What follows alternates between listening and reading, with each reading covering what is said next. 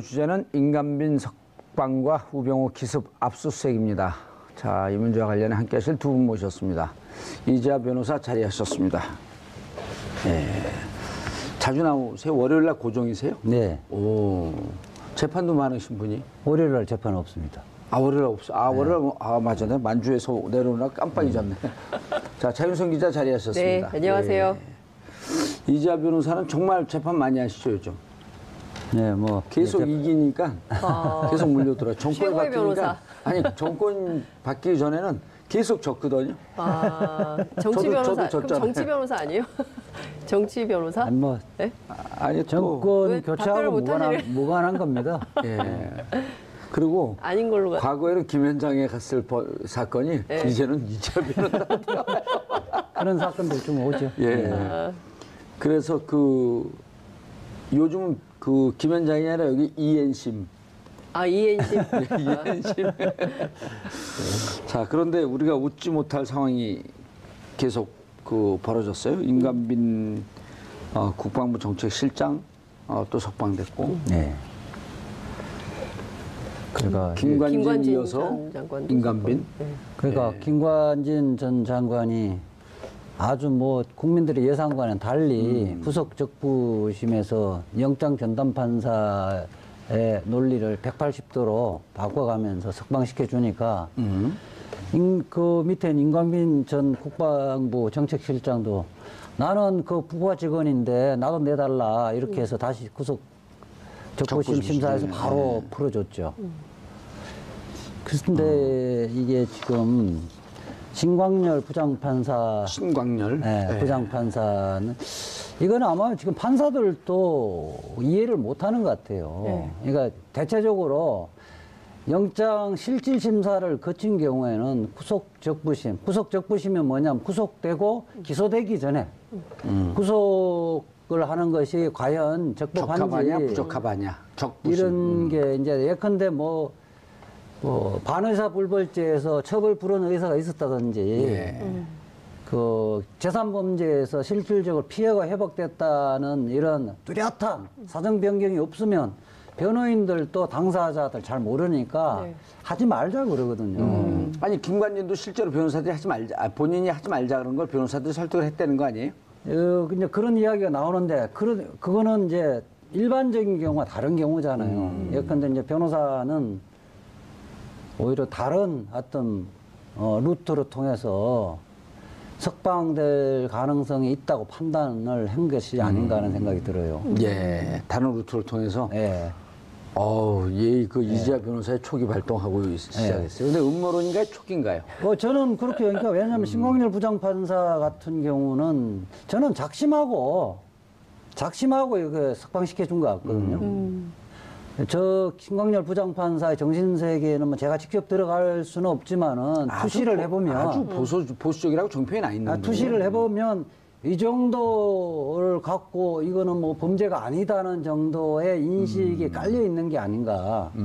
저는요, 사실은 저 두 사람이 우리 경북 제 고향 봉화 출신인데 아주 창피해 죽겠어요. 봉화 출신으로서. 근데 판사들이 이제 사실은 사법부 독립이라는 미명하에 너무 과보되는 측면이 있어요. 실질적으로 국민들의 평균적인 인식 수준도 못 되는 사람들이 사법시험 성적이 한번 좋아지면 평생 법관을 하고 있는 거거든요. 변호사님, 제도의 문제는 조금 이따 가시죠. 네. 오늘 좀 많이 흥분하신 것 같아요. 흥분 좀 해야 될 것 같아요. 예, 흥분 좀. 근데 실제로 법조인들이 이 변호사님처럼 판단하는 가장 큰 이유가 사실 풀어준 적이 거의 없어요. 그러니까 왜냐하면 특별하게 정말 이 풀어줄 수 있을 만한 변경 사유. 사정의 변경. 그렇죠. 사정 변경이 있어야 가능한데 사실 그런 내용이 하나도 없기 때문에 이것은 매우 이례적이다 이렇게 보는 거고요. 저희가 이렇게 쭉 찾아봤더니 실제로 작년에 체포됐다가 구속적부심에서 풀려난 인용률이 15.1% 그렇죠. 정도밖에 안 되는 거죠. 2천 몇 건 중에서 한 300건 그렇죠. 정도. 그러니까 15.1%. 사실 이게 굉장히 이례적이고 특별한 사정 변경에 사정이 있는 것도 아니고 15.1%가 다 사정 변경이 있었다는 거예요. 그렇죠. 예, 그러니까 그러니까 합리적으로 법원을 설득할 만한 타당한 사유가 있었을 때 15.1%인 거예요. 근데 이제 열 하루 만에 어떤 변화가 있었냐는 거죠. 그래서 저도 이게 그렇게 된 다음에 지난주 말이었잖아요. 네. 일단 김관진 석방됐을 때 법조 출입 기자들 한 두세 명한테 전화를 해서 네. 어떻게 인터뷰가 되냐 그러니까 판사들이 네. 다 인터뷰를 거절했답니다. 그러니까 판사들 코트를 하나도 못 땄어요. 그러니까 이 상황이 판사들이 이거 뭐 가능한 일입니다라고 얘기할 만한 판사들이 없었던 거예요. 이게 구속영장 발부가 설령 조금 이렇게 과하다 싶을 정도여도 그러니까 그 구속영장 그걸 적부심해서 다시 풀어줘 버리면 예. 그 영장 전담 판사가 잘못했다는 걸 지적하는 꼴이 되기 맞아요. 때문에 안 하거든요. 네. 그렇기 때문에 이게 법원에서 며칠 11일 만에 정반대 결론 내버리면 법원의 신뢰도 무너지는 거잖아요. 그 개인적으로는 영장 전담 판사를 한마디로 물먹이는 거기 때문에 특별한 사유 없는 안 하거든요. 명백하게 그 이후에 사정 변경이 없으면 안 해주는 이유도 그것 때문에 그런 문제 때문에 있는 거거든요. 근데 지금 그 김관진 전 장관 측 변호인단이 그러니까 구속 자체가 잘못됐던 거다 이런 주장을 하고 있거든요. 그러면서 이제 구속적부심 심사를 했는데 거기에 이제 예로 든 게 헌법 37조 위반이라는 거예요. 모든 군인이나 군무원들은 정치적 의견을 자유롭게 표현할 수 있다라는 조항이 있기 때문에 이게 문제가 되지 않는다. 그리고 법률적으로 다퉈볼 여지가 있다라고 주장을 하고 있는 건데 군형법 94조는 뭐예요? 군형법 94조에는 정치적 중립이거든요, 군은. 그렇죠. 예. 그러니까 그 얘기를 하면서 사실 구속 자체가 잘못됐다라고 얘기하는 것 자체가 궤변이라고 볼 수 있는 것이죠. 근데 그런 주장을 법원이 받아들여서 이례적으로 사정 변경의 이유도 없는데 풀어줬다는 것 자체가 신광열 판사의 의도가 무엇이냐를 의심할 수밖에 없는 상황이 되는 것이죠. 아니 그 김관진 국방부 장관 시절에 사병들의 표현의 자유를 한 번도 보장해주지 않은 당사자예요. 우리가 군인들 또 정치적 자유라는 것은 그 퇴근 이후라든지 아니면 거기에서 정치적 그러니까 개인적으로 정치적 자유를 이야기하는 것이지 직위를 이용해서 정치적 관여까지 자유라고 하면 이거는 헌법에서도 그 부분까지 보장해 주는 건 아니거든요. 그러니까 실제로 군형법 94조와 관련해서도 위헌 소지가 있다고 보는 거예요. 김관진 전 장관의 변호사. 아니 그렇게 측은. 하려면 그러니까 이런 본인 거죠. 스스로도 예. 장관 시절이라든지 장교 시절에 보장을 그렇게, 했어야 됐다. 그래서 사병들 보장을 해줘야 되는데 철저하게 봉사한 사람이 지금 이야기를 하면 마치 지금 새누리당 내로남불. 저 자유한국당이 예. 세월호 그 지금 뭐야?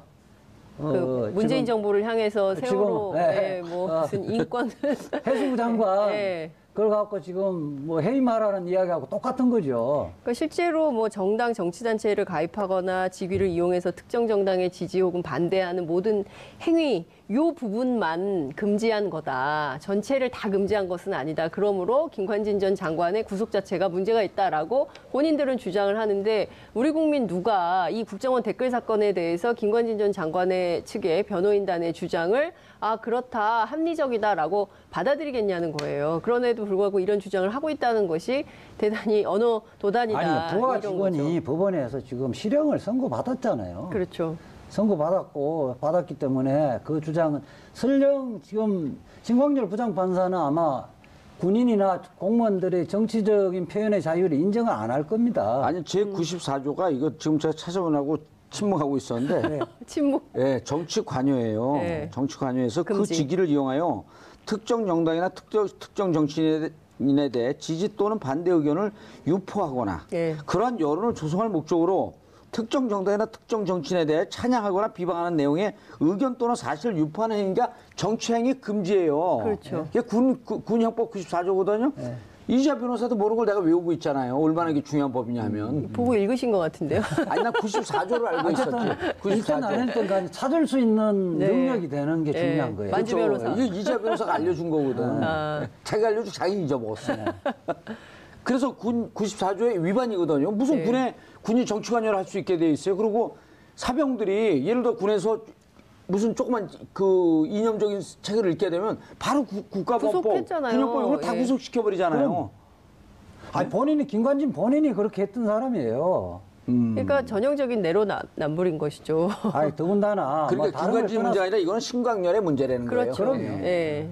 아니, 그러니까 김관진 전 장관은 피의자 신분이기 때문에 뭐 받아들이든 안 받아들이든 자기 주장을 할 수 있는 거 자유는 예. 있어요. 네. 그 판단을 하는 사람이 판단인데 그거는 지금 종전에 부하 직원들이 지금 실형을 받았다는 걸 고려 안 할 수가 없는 거거든요. 이태하 지금 네. 심리전 단장 구속되어 있잖아요. 실형을 받았죠. 실형 받았죠. 1년 6월인가 얼마 받았죠. 네, 1심에서 실형 받았죠. 그럼 1심은 이런 거 아니 조폭 논리가 또 도입되는 거야. 행동대원들은 실형을 받았는데 네. 조직 두목은 난 취한 바가 없어. 지 혼자 가서 싸운 거야. 그래서 지금 더군다나 지위가 지금 진광렬 부장판사는 지방법원 부장판사가 아니고 고등법원 고법부장판사예요. 부장판사고 그 고등법원에 부장판사 된 지 5년이니까 고참 고등법원 부장판사거든요. 그러니까 중요 사건 부분에서 이제 서울중앙지법원 신청 50부, 뭐 형사 51부 이런 네. 데는 이제 고등법원 부장판사가 수석 부장판사로 내려와 있는 거거든요. 예. 그러니까 이 정도를 모르는 사람은 아니에요. 아, 작심하고 작심하고 정치적 했다. 사유로. 그러니까 일종의 정치 투쟁을 한 거라고 봐요, 저는. 근데 저렇게 해갖고 이게 지금 모든 판사들이 보기에도 이상한 거 아니에요. 네. 그리고 이게 그 법과 양심에 따라서 한 게 아니라 본인의 정치적 소신에 따라서 한 거 아니에요. 저는 일종의 정치 행위를 봤고, 저는 이제. 그럼 김명수 대법원장이 뭔가 징계할 수 있는 이런 게 없나요? 그 자체로는 징계를 못 하죠. 또 판결의 형식이니까 그 자체로는 징계를 못 하는데, 저는 이 법원장으로 이제 나갈 정도의 이제 기수인데, 법원장 나가는 거 포기하고, 저는 정치권으로 오지 않을까 싶어요. 이미 이제 법원에서 그 생활을 각오를 하고 작심 판결을 해서 네. 한쪽의 정치적인 세력에 손을 들어준 거 아닌가 이런 생각 들어요. 그러면 지방자치 때 무슨 봉합운수나 이런 데로 나오는 건가요? 아니, 그 정도는 안 하고 적어도 국회의원이나 뭐 이렇게 중앙정치로 하겠죠. 진출을 하려고 한다. 뭐 그런 이런 의도가 말씀. 있다. 네. 아, 저는 그렇게 근데 이렇게 보여진다. 이런 건 허위사실 유포는 아닌 그 거죠? 의견이죠. 근데 실제로 지금 근데 이런 의견 어때요? 국회의원은 나왔는데 떨어질 것 같다. 이런 것도 의견인가요? 그것도 의견이죠. 네. 어떨 것 같아요? 아니, 생각이잖아요, 그거는 저는 점치지 않겠어요. 왜냐하면 기자이기 때문에. 근데 그래서 다 점치면서. 아니, 저 많죠. 예측하잖아요, 예측. 해설 기사가요. 보인다. 다 보인다. 의견 다 아니, 자기 그렇긴 생각 한데. 이야기하는 거예요. 아니, 우리 다 지금- 기자 출신이에요. 선배 기자들한테. 말지 기자님들. 아니 근데 지금 제가 우려되는 것은 네. 이런 거예요. 그러니까 지금 보수 정치인들 그리고 예. 보수 언론들이 앞다퉈서 주장하는 것이 신났어요, 요즘 잔치 났어요. 신광렬 판사에 대해서 신상털이하는 거 문제 있다. 그리고 그 언제적인데 뭐 동향, 그러니까 고향이 같다, 뭐 같은 대학이다, 뭐 무슨 사법연수원 기수가 같다, 뭐 이런 식으로 이를테면은 연좌제를 적용해가지고 그게 연좌제요? 비판을 하느냐, 뭐 자기들은 이런 뭐야? 식의 우리가 남이가 한 건 언젠데? 그러니까요. 이제 예? 그런 건 다 잊어버리고 이제 와서 새로운 프레임을 만드는 것이죠. 이제 이런 프레임에 대해서 국민들이 비판하는 것을 일종의 무슨 마녀 사냥하는 것처럼 편폐하고 있다는 것이 제일 큰 문제 아니, 같아요. 그러니까 저는 판결이 저는 국민 참여 재판을 하는 이유도 그런 거거든요. 네. 판결이 국민들이 이해하지 못하는 판결은 좋은 판결이 아닙니다. 맞습니다. 법이란 것은 국민들의 생각을 법률화 시킨 거고요. 판결도 그게 처음부터 그렇죠. 끝까지 있었던 사람들이 수긍이 가야 예. 좋은 판결입니다. 아니, 그럼 국민들이 이 부분은 또 쉬워요. 뭐냐면 네. 이것을 했을 것으로 짐작되는 연재욱, 옥도경, 그다음에 이태하 뭐 이런 등등이 시정도 받고 조사받고 그다음에 그 위에서 이미 증거도 나왔고 네. 이런 거 국민들이 다 알거든요, 요즘은. 그 이제 기업체 같은 업무상 횡령 같은 5명 구속돼 있잖아요. 예. 그 형량 정해지는 건요. 그 범죄에 얼마나 시간 투자한 것이 아니라 평소에 회의 자리에 순서대로 형량이 정해지는 겁니다. 아. 그다음에 회의 끝나고 술집에 가서 회식을 하잖아요. 예. 서열 순회로 그게 법감정이 맞는 거. 실제 그렇게 예를 들어 우리가 삼성그룹의 횡령부야. 예. 예? 횡령부? 횡령부. 아, 미래 전략실이다. 이렇게 하면. 미전시에 횡령부. 그렇게 하면 횡령부 없어요. 서열에 아 근데 같은 여기서 사장도 예를 들어 부장이 횡령을 하면서 야 우리 부에서 이러라고 돈 좀 빼내는데 너네 알고 있지? 입 다물고 그러고 얘 많이는 안 빼내고 한 2천억 정도를 횡령을 했어요. 예? 예. 2천억 정도면 이제 가벼운 돈이니까. 2,000원 아니고요. 2,000원. 어쨌든. 예. 그러면은 자 이제 할 때 이 형이 나오는 순서는 대장이 제일 많이 나오고. 직급별로 딱 나오게 돼 있는 거죠. 그럼 여기서 김관진이 제일 세게 나와야 되는 거네? 아, 그럼요. 실제 1심 판결 선고 때는 예. 그렇게 돼 있습니다. 자, 이런 논리에 대해서 어떻게 하면 제가 이제 자유한국당이나 이런 반대 야당이에요. 대한민국 사법부가 네. 무죄 추정의 원칙으로 네. 대법이 확정될 때까지는 무죄다. 네. 그러므로 그리고 기본적으로 불구속 수사, 불구속 재판의 원칙을 지켜야 되는 거 아니냐? 아, 맞죠. 예. 불구속 그래서 재판이 나왔어. 원칙이고 예. 그렇게 해버리면 근데 도주 잠깐만. 의뢰도 있고 재판도 진행이 안 될 거고요. 도망가는 사람도 있고 증거를 조작할 사람도 있고 이미 그다음 자살하는 사람도 있고 여러 가지 경우가 있기 때문에 불구속 원칙이지만은 범죄 혐의가 중대하고 도주나 증거 인멸의 우려 있는 경우에는 재판을 신속하게 재판을 하고 그다음에 국가 형벌권을 확보하는 차원에서 예외적으로 구속시킬 사람 구속시켜야 되는 거거든요. 그렇죠. 그리고 옛날에는 구속영장 청구를 하면 판사들이 예. 실질 심사를 안 해보고 바로 구속 여부를 결정했잖아요. 지금은 피해자들을 직접 불러가서 판사들이 기록을 보고 궁금한 걸 물어보고 판단하고 구속하는 것이 적절한지 적절하지 않은지. 이미 예. 구속 적부심을 영장 실질 심사 단계에서 이미 한 번 하는 겁니다.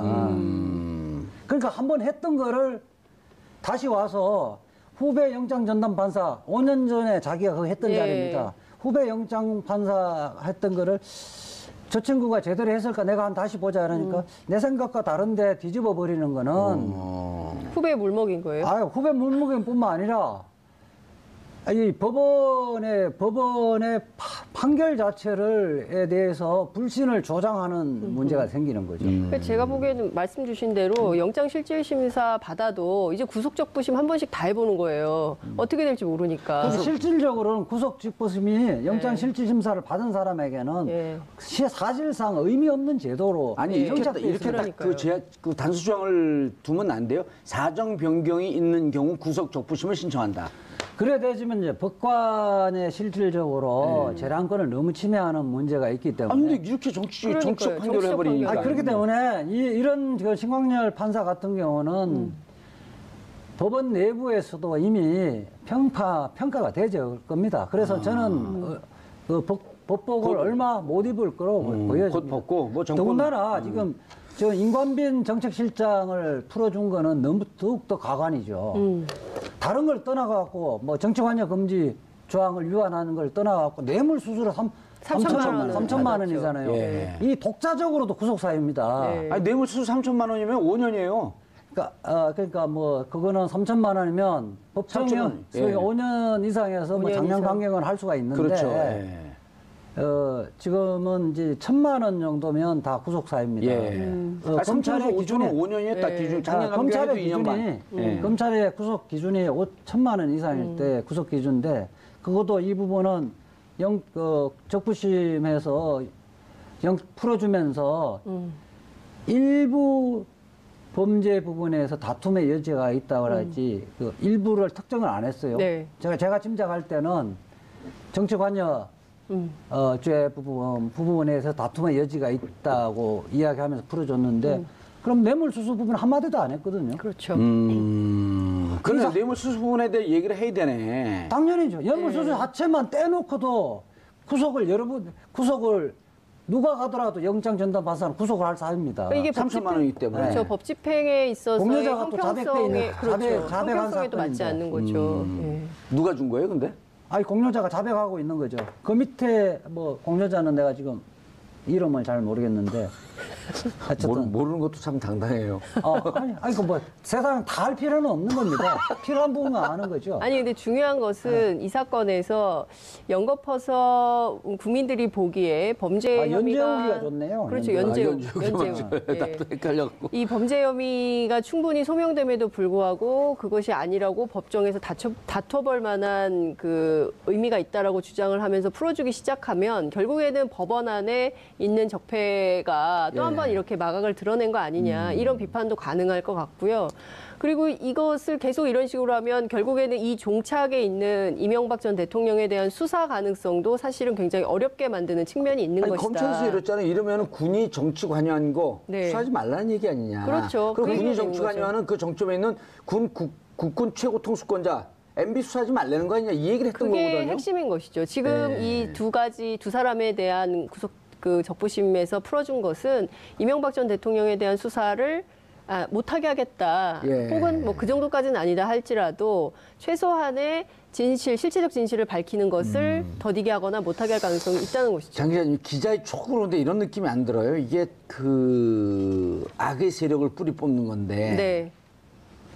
사이버 사령부의 수사가 너무 순탄하게 잘 가는 느낌이 좀 들었었죠. 초반에. 초반에. 예. 지금까지도 인관진 예. 그 김관진 구속적 무슨 풀기 전에. 아니죠. 그 전까지는 잘 가다가 김관진 전 장관에 대한 의혹 제기는 계속 나왔었는데 지난 아니, 그 김관진 국감에서 구속될 예. 때까지도 잘 그렇죠. 갔는데 그때 뭔가 좀 이상하지 않았어요? 이게 이렇게 오래되고 거대 악을 뽑는데 이렇게 순탄하게 갈 수가 있을까? 그래서 그때 기자들이 많이 했던 얘기가 김관진 의혹을 꼬리 자르기 위해서 속사포로 다 구속시킨 거다. 연재욱, 옥도경, 이태하 등등에 대해서 딱 정리를 하고 끝내려고 하는 거다. 옥도경도 다 구속됐어요? 그럼요. 둘 다 구속됐어요? 연재욱, 예, 옥도경도? 그럼요. 이태하까지. 이태하까지는 구속된 건데 예. 연재욱, 옥대호는 잘 모르겠는데. 연재욱, 옥도경은 지금 조사 중이에요 아직. 조사 중인가요? 죄송합니다. 연재욱, 옥도경. 예. 이름도 좀 특이해요. 근데요, 이렇게. 저는 사건이 너무 많아가지고. 이런 게 저는 뭐 MB 구속시키는데 또는 기소를 하는데 걸림돌이 되고 못하는 게 아니냐 우려하는데 저는 그렇지 않다고 봅니다. 최강욱 변호사도 그렇지 않다고 보더라고요. 저는 지난번에 원세훈 국정원장이 대법원에서 사실 무죄 취지를 파기하면서 원래 3년 받을 거 4년 받았잖아요. 예. 그다음에 저거 누구지? 국정원 그뿐만 아니라 그 이후에 이제 확정되었으면 다른 걸로 처벌받기 어려운데 정권 교체되진 이후에 블랙리스트, 화이트리스트에서 너무 많이 나왔어요 MB 거는. 이제 그다음에 지금 원세훈은 앞으로 기소될 게 메타스가 나온 거 아니야 지금? 몇 다스가? 예, 메타스가 나온 거죠. 예. 그럼 저는 지금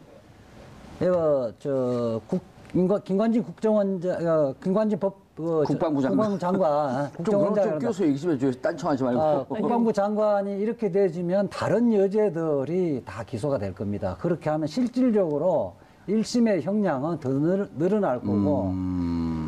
그냥 차라리 이거로 좀 싸게 들어가지. 그렇게 될 거고요. 아마 지금 윤석열 검사장뿐만 아니라 그 팀들이 더 약이 올랐을 거예요. 그러니까 실제 깡패니까 약이 올랐다고 더 열심히 하고 기소 그러게. 안 할 것도 찾아서 그 기소를 할 겁니다. 그리고 MB는 그에 대한 그 수사 및 기소는 다소 뭐 보름이나 한 달 정도 늦어질 수는 늦어지지. 있지만은 예. 처벌하는 데는 큰 지장이 없다. 그렇게 봅니다. 연재욱, 옥도경 두 사람은 불구속 상태에서 조사를 받다가 연재욱 사령관의 경우에는 지금 집행유예를 선고받은 상황이네요. 네. 그런데 이 거대하게 뿌리 뽑힐 때는 이게 우당탕탕하면서 끝까지 버티잖아요. 꼭 그런 것 같지 않아요? 느낌이 뭔가 다른 데서 대형 사건이 좀 터질 것 같은 느낌이 좀 안 들어요? 다른 데서 대형 사건이 터질 것 같은 느낌은 잘 모르겠는데요. 지금 드러난 내가 그런 걸 왜 사실 물어볼까요? 뭐가 좀 갖고 계신 정보가 있으시니까 그런 얘기를 하는 게 그런 아닌가 느낌, 싶어요. 저는 이제 뭐 이거 방송 지나니까 정책 네. 중립이에요. 저는 네. 자유한국당도 반대하고, 네. 그다음에 바른정당도 바른정당도 반대하고, 반대하고. 국민의당도 반대하고, 당이 세 개밖에 없죠 우리나라에. 네? 더 있나요? 아니, 왜 그러세요? 민주당, 정당. 민주당하고 정의당 잘 모르겠어요. 그런데 MB는 예, MB. 그 선배님은 어떻게 되실 것 같아요? 대한민국에 뭐 다 고대 선배님은 어떻게 되실 것 대학교 같아요? 같은 대학이면 다 선배님인가? 저는 그런 선배를 둔 적이 없습니다. 가끔 보면 멋있어요. 그런 선배를 둔 적이 없습니다. 누구 이야기하는 거죠? MB 이야기하는 거죠? 아니요, 저기 문무일. 어? 아, 그러면 선배죠. 거기 MP가 아닌데. 검찰총장은 선배고요. 이명박 전 대통령은 대학 제 선배 아니에요. 문부일이니까 MB 맞죠? 문무일이에요. 문부일이 아니라. MM이하고요? MB가 아니라. 아, 근데 네. 너무 혐의가 많아서 피해 나가기 좀 어렵지 않아요? 아, 그리고 MB 는? 실제 뭐 공모하거나 지시하거나 했던 진술뿐만 아니라 문서가 너무 서성도 많이 또 많이 나왔죠. 나왔기 때문에 네. 피해가 할 수는 없죠. 그 중에 제일 결정적인 게 뭐일 것 같아요? 뭐가 될 것 같아요? 사이버로 딱 꼭지를 딸 것처럼 보였었는데. 뭐 그 부분도 지금 공모의 흔적도 나와 있지만은 저는 결국 돈 문제여야 되거든요. 돈 문제가 예리해. 돈 문제이기 때문에 돈은 결국 대통령의 돈 문제는 뇌물 아니에요. 저는 뭐 원세훈은 뭐 조만간은 저는 특활비를 줬다? 예, 아, 진술할 거로 보고 특활비에서 좀 꼭지가 따질 것 같아요? 그렇게 꼭지가 따질 거고요. 결국 종착역은 뭐 그렇게 갈 거 지금 자원외교 관련 그다음에를 거쳐서 결국 BBK 주가 조작까지로 갈 것 같아요. 다스까지. 다스까지는 다스도 BBK 사건에서 종착역은 아니니까요. 주가 조작의 공범까지 갈. 근데 그건 공소시효가 끝나지 않았어요? 공소시효가 99년도 일이 2000년 일인데 벌써 공소시효가 끝났죠. 공소시효는 제가 한번 따져봐야 될 것 예, 같아요. 공소시효가 지나서 그래서 다스의 돈을 가져올 때 권력을 이용한 거 그건 분명하거든요. 직권남용 세진 않더라도. 근데 직권남용도 보통 직권남용이라고 하는 게 이렇잖아요. 그 7급, 한 9급, 8급 공무원들이 인허가 때 직권남용을 해갖고 이제 봐주고 이러는 거거든요. 네. 그걸 상정한 법이기 때문에 5년 이하의 징역인데 이런 국가 권력, 거대 권력을 이용한 직권남용은 이제까지 없었다는 거예요. 그렇기 때문에 이번 같은 경우도 만약 해당이 되면 5년까지 나올 거다. 이렇게 주장하는 분들이 꽤 있던데 그렇죠. 우리 네. 이 변호사님이 얘기하신 거 아니에요? 그 자체만 기소되지면 그렇게 되는데 예. 지금 너무 뭐 많잖아요. 많기 때문에 직권남용은 정치적인 형벌에 그칠 가능성이 있고요. 실질적으로 양형에 결정하는 건 뇌물이죠. 그래서 원세훈은 어떻게 지금 조사되고 있나 너무 궁금해요. 원세훈 그러니까 너무 그 조용해. 내용이 하나도 안 나오고 있는데요. 이를테면 김관진 전 장관의 경우에도 이명박 전 대통령의 지시가 있었다는 진술이 나왔다고 전해졌잖아요. 그렇죠. 그러면 사실 VIP 지시상이라고 하는 문서도 있었고. 그렇습니다. 그렇기 때문에 사실상 김관진 전 장관의 구속 때문에 이명박 전 대통령의 그 검찰 조사가 임박했다라는 언론 보도가 나올 수 있었던 것이고, 그래서 연말 안에 포토라인에 선다라는 얘기가 나왔는데, 연말 안에 이제 전문용어로 입고될 거다. 예? 입고? 그 물건 취급하면 안 될 것 같아요, 사람을. 아니 법조 출입 기자들이 그런 표현을 쓰더라고요. 근데 그런 표현 쓰지 말라고. 정식명칭 그러면은 입건이라 그러죠. 입건이죠, 입건. 아, 내가 잘못 들었네. 입건될 것이다. 입건이죠. 형사 입건 뭐 이런 건데, 그러니까 어쨌든 그런 예측이 가능했는데 지금까지 조사된 것이 다 뒤집혀지는 상황까지 된다면 예. 결국에는 연말 안에 이명박 전 대통령에 대한 입건될 것이다. 입건이 어려워질 수도 있는 거 아니냐라는 얘기가 나오는 저는 거죠. 뭐 굳이 연말에 안 되더라도 예. 12월까지 해서 지구와 종말을 구하는 것이 아니니까 1월도 내년 1월도 있고 2월도 있기 때문에 조급하게 생각할 거는 없을 것 아니, 근데 같고요. 성탄절도 우리가 좀 편히 보내야 되고 설도 편히 보내야 되는데 같이 또- 이렇게 보낼 수는 없잖아요. 성탄절 다음에 또 설날도 있고요. 예. 등등 그 명절도 오고요. 기후도 변하고 그렇기 때문에 대한민국에 그때까지 멈춰설 것은 아니니까. 예컨대 근데 전 궁금한 너무 좀 게 조바심을 갖고 원세훈 전 그렇게 기다릴 필요는 없을 원장이 것 같아요. 특활비에 대해서 입을 열지 않는다면 그럼 어떻게 되는 겁니까? 그럼 그 밖에 다른 것들에 대해서는 조사가 계속 그거는 진행되는 뭐 결국 이제 서울중앙지검 검사들의 능력이죠. 능력이기 때문에 원세훈 원장이 입을 열지 않는다고 해서 증거가 사라지는 건 아니잖아요. 그렇죠. 그리고 특활비 넘어간 건 증거들이 다 있나 보더라고요. 그래서 박근혜 대통령 건도 특활비 넘어간 게 거기서 이제 옴짝달싹 못하는 게 그 서류가 내부적으로 다 있는 것 같더라고요. 근거가. 예, 서류는 그러니까 최강원 당연히. 같은 경우 1억 부분은 내부 문서에서 다 있다는 네, 거 확인이 되는 아니에요. 거죠. 그리고 전달한 사람도 지금 네. 그 다- 이현수. 예, 이현수 그 비서실장. 확대를 하면 돼요. 그러니까 뭐 그 임여, 임녀 좀 더 구체적으로 자세하게 확대하면 줄줄이 나와요. 그럼 국정원에 자료가 있을 거다. 아, 다 많이 있죠. 뭔가 정보가 있는 것 같으셔. 근데 검찰총장한테 뭐 들은 얘기는 없죠. 아니, 검찰총장 최근에 만난 적 없습니다. 예, 아니 만나면 안 돼요. 네. 그리고 민변 변호사이기 때문에 임기 중에는 절대 만나면 안 됩니다. 연락해서도 안 아니, 되고. 뭐 사적 관계에서 그냥 사적 관계에서도 이런 정치적이거나 법률적 얘기하면 형수님 잘 계세요 이렇게 묻기 위해서 만날 조카들도 잘 있냐 그건 물어봐도 그럼요. 돼요. 예. 여행은 어디로 가실 거냐 이런 건 물어봐도 네, 되고요. 네. 그런데 지금 재판이 어떻게 진행되는 거 상황이 좀 어떻습니까? 이렇게 물어보면 안 돼요 그런 건. 그럼 바로 자유한국당이라는 이런 쪽에 비판을 받습니다. 예. 알겠습니다. 그러면 근데 저는 이해할 수 없는 게 신강렬 판사는 어떻게 어떻게 할 도리가 없어요?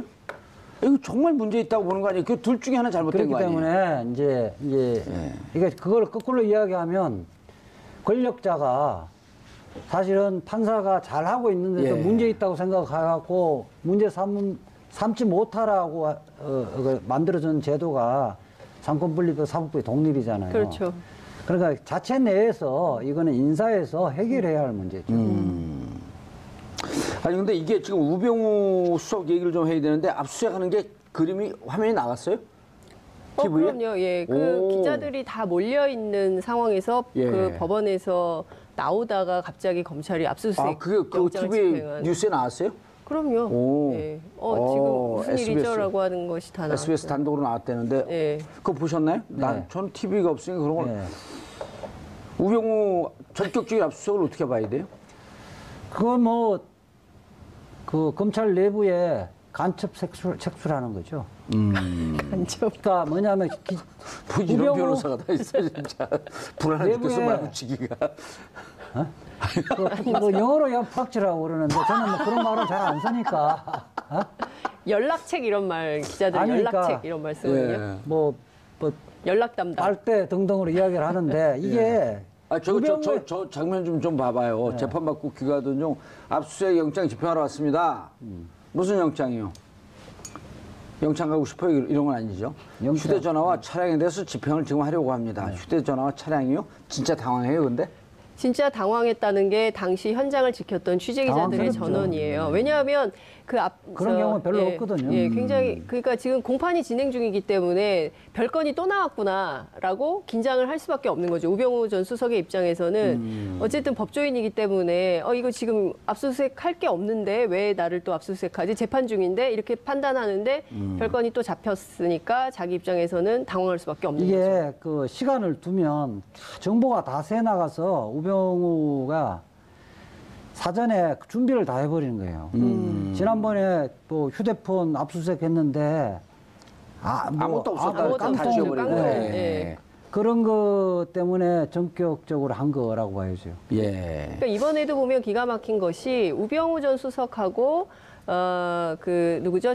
이번에 최윤수. 최윤수 두 사람이 직접 추명호 국장하고 통화한 기록은 없다는 거잖아요. 그러니까 중간에 매개고리가 됐던 그 쿠션, 현직 검사, 쿠션식으로, 쿠션. 그렇죠. 검사가 그 연락책 역할을 하면서 추명호 실시간으로, 변호사에게. 그러니까 예. 실제로 추명호 전 국장이 검찰 조사를 받으면서 그 검사를 통해서 우병우 전 수석에게 정보를 전달한 케이스예요. 본인이 그럼 직접 검찰에- 통화할 수 있으면 하고 검찰에- 안 되면 변호인을 통해서. 그 소환하는 것도 예. 구치소에 있으면 네. 검찰에 계속 부르거든요. 네. 부른 것도 어찌 보면 정보를 캐려고 부른 거 아니에요? 뭐 꼭 정보만을 캐려고 했을까? 뭐 수사 조사를 하려고 불렀을 수도 있겠지만. 제가 그 추명으로 불러고 조사를 해요, 검사예요, 예. 제가. 검사인데 옆에 와서 다른 뿌락치 검사가 야, 지금 조사 어떻게 되고 있어? 네. 여기 추명호 국장이 양반도 왜 이래? 그러면서 슬쩍 물어본 내용을 갖고 또 우병우 쪽에다가 전해주고. 네. 계속 이렇게 그 내부에서 정보를 취합하고 있었던 거 아니에요, 뿌락치가? 그렇죠. 그렇죠. 그러니까 그게 실질적으로 변호인과 그 검찰의 간부를 통해서 말 맞추기 하는 거죠. 네. 그래 검사가 이런 경우가 있어요, 근데? 이런 경우는 실질적으로 있죠.